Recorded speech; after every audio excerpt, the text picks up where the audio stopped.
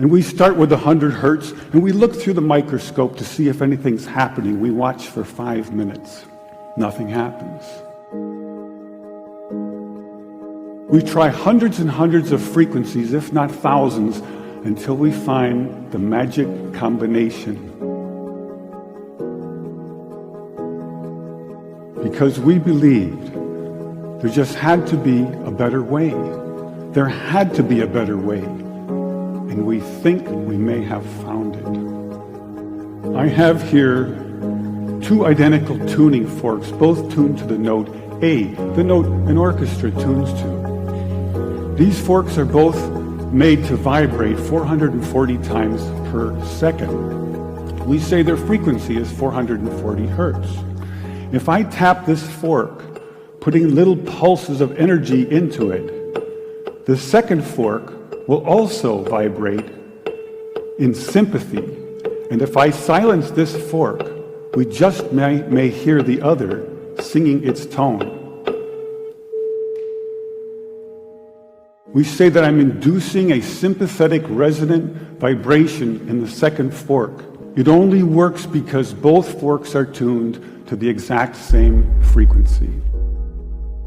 Now, many of us have seen this very charming young man on the internet who shatters crystal glasses with his powerful voice.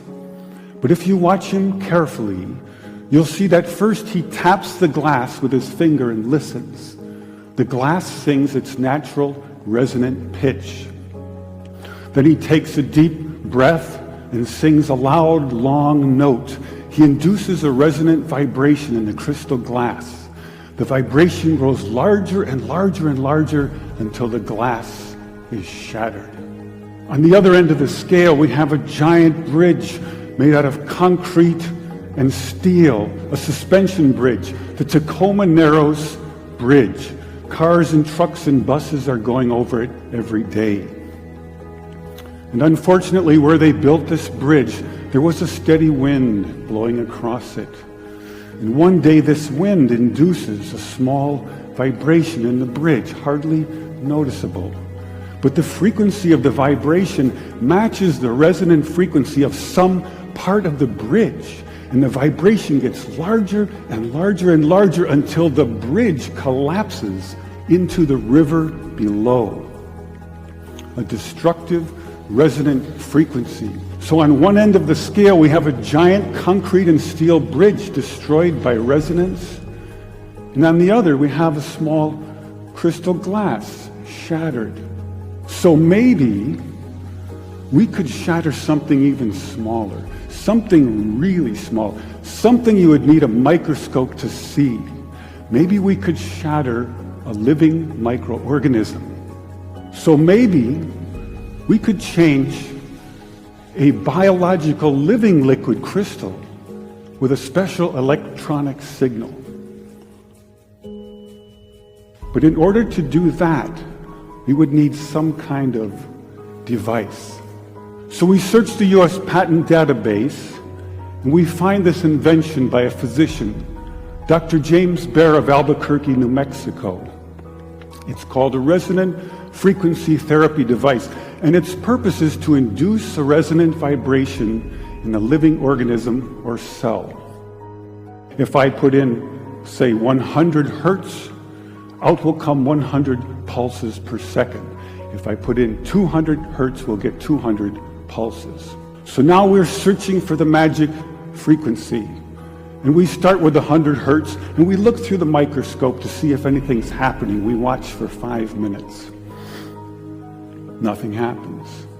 So we try 101 hertz. We look through the scope for 5 minutes, and nothing happens.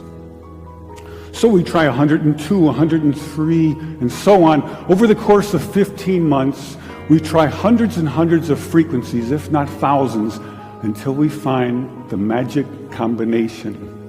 The answer is you have to have 2 input frequencies, one low, one high, and the higher frequency must be 11 times the lower. It's what we musicians would call the 11th harmonic. And when we add the 11th harmonic, we begin to shatter microorganisms like a crystal glass. These are the first videos taken We showed these videos to our friends in the biology department. They said they hadn't seen anything quite like it. Seems to be a new phenomenon. These organisms are being shattered by our electronic signals.